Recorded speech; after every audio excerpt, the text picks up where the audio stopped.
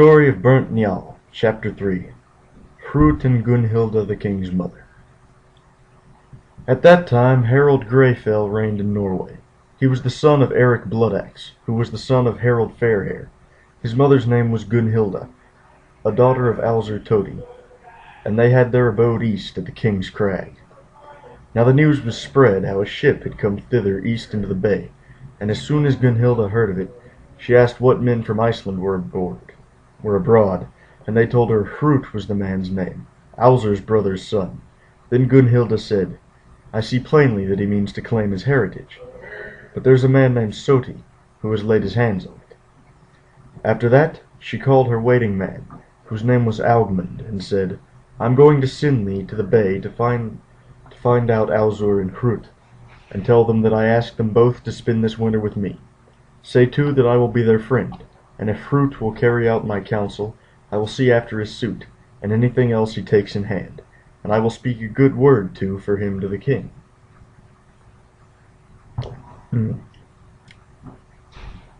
After that he set off and found them, and as soon as they knew that he was Gunnhilda's servant, they gave him good welcome. He took them aside and told them his errand, and after that they talked over their plans by themselves. Then Alzur said to Hrut, "Methinks, kinsman, here is little need for long talk. Our plans are ready made for us. For I know Gunnhilda's temper. As soon as ever we say we will not go to her, she will drive us out of the land and take all our goods by force. But if we go to her, then she will do us such honor as she has promised." Augmund went home, and when he saw Gunnhilda, he told her how his errand had ended, and that they would come, and Gunnhilda said, "It is only what was to be looked for Hrut is said to be a wise man, and a well-bred man. And now do thou keep a sharp lookout, and tell me as soon as ever they come to the town." Hrut and Alzur went east to the king's crag, and when they reached the town, their kinsmen and friends went out to meet and welcome them. They asked whether the king were in the town, and they told them he was. After that they met Augmund, and he brought them a greeting from Gunnhilda, saying that she could not ask them to her house before they had seen the king, lest men should say she made too much of them. Still she would do all she could for them, and she went on, "Tell Hrut to be outspoken before the king, and to ask to be made one of his bodyguard. And here," said Augmund, "is a dress of honor, which she sends to thee, Hrut, and in it thou must go in before the king." After that he went away. The next day Hrut said, "Let us go before the king." "That may well be," answered Alzur. So they went, 12 of them together, and all of them friends or kinsmen, and came into the hall where the king sat over his drink. Hrut went first and bade the king good day, and the king, looking steadfastly at the man who was well dressed, asked him his name. So he told his name. "Art thou an Icelander?" said the king. He answered, "Yes." "What drove thee hither to seek us?" Then Hrut answered, "To see your state, lord, and besides, because I have a great matter of inheritance here in the land, and I shall have need of your help if I am to get my rights." The king said, "I have given my word that every man shall have lawful justice here in Norway. But hast thou any other errand in seeking me?" "Lord," said Hrut, "I wish you to let me live in your court, and become one of your men."